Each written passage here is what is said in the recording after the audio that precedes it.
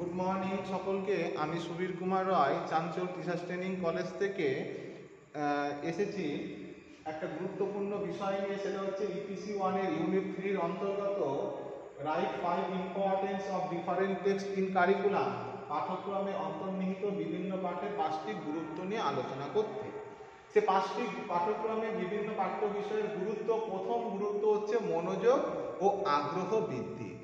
ঠিক আছে, আমাদের বিভিন্ন ধরনের যে পাঠ আছে, যেরকম ব্যাখ্যাধর্মী পাঠ, তারপরে হচ্ছে কাহিনীধর্মী পাঠ, বর্ণনাধর্মী পাঠ, এই সমস্ত পাঠগুলির থেকে আমাদের এমনভাবে তৈরি হয়েছে যাতে শিক্ষার্থীরা মনোযোগ এবং আগ্রহ বৃদ্ধি পায়।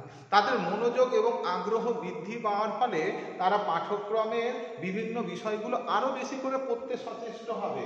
তাই জন্য তাদেরকে সেই রকমভাবে আগ্রহ বৃদ্ধি পাওয়ার জন্য পাঠ্য বিষয়গুলো তৈরি হয়েছে।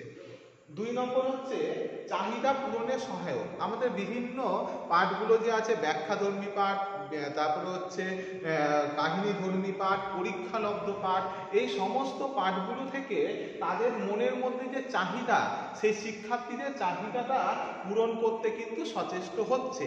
কারণ একটা শিক্ষার্থী যখন পাঠ্য বিষয় পড়ছে তখন তার মনের মধ্যে অনেক চাহিদা থেকে থাকে।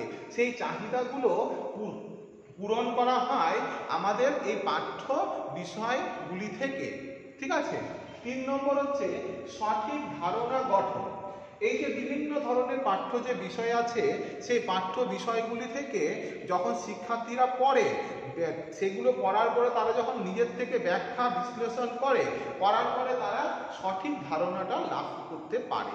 আমাদের শিক্ষার্থীরা কোনো একটা বিষয় নিয়ে কাল্পনিক মতবাদ দিয়েই থাকে বা কল্পনার জগতে থাকতেই পারে, কিন্তু যখন তারা সেই বিষয়টা সম্পর্কে যখন অবগত হয় তখন কিন্তু তাদের মধ্যে কিন্তু সঠিক ধারণাটা গঠন হয় এবং পরবর্তী জীবনে কিন্তু সেই সঠিক ধারণাটা কিন্তু অনেক হিসাবে কাজে লাগে।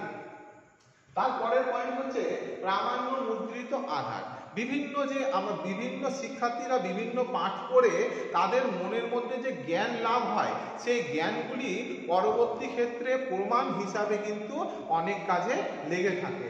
সেই প্রমাণগুলি তারা ধীরে ধীরে কিন্তু অন্যান্য শিক্ষার্থীদের ক্ষেত্রে বা অন্যান্য শিক্ষার্থী যারা পাঠ্য বিষয়টা পড়ছে তাদের ক্ষেত্রে কিন্তু সেই প্রমাণটা কিন্তু কাজে লাগে। এবং শেষ পয়েন্ট হচ্ছে লেখক ও শিক্ষার্থীদের মধ্যে সেতুবন্ধন। অবশ্যই যে পাঠ্য বিষয়গুলি পড়ছে, কোনো একটা বিষয় পড়ছে, যিনি লিখেছে তিনি একটা যে মনোভাব নিয়ে লিখেছেন, সেই মনোভাবটা কিন্তু যিনি পড়ছেন মানে শিক্ষার্থীরা তারা বুঝতে পারছে। ফলে লেখকের মনোভাব শিক্ষার্থীরা বুঝতে পারছে, ফলে লেখক এবং শিক্ষার্থীদের মধ্যে একটা সেতু গড়ে উঠছে, মানসিক দিক থেকে একটা সেতু গড়ে উঠছে, ফলে একটা সুসম্পর্ক তৈরি হচ্ছে।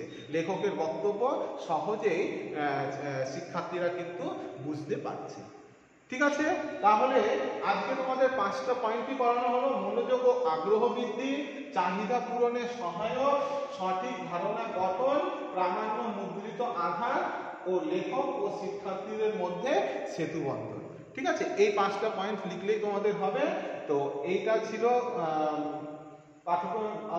বিভিন্ন পাঠ্য বিষয়ের গুরুত্ব। এর পরের দিন তোমাদের নতুন কোনো প্রশ্ন নিয়ে আলোচনা করা হবে।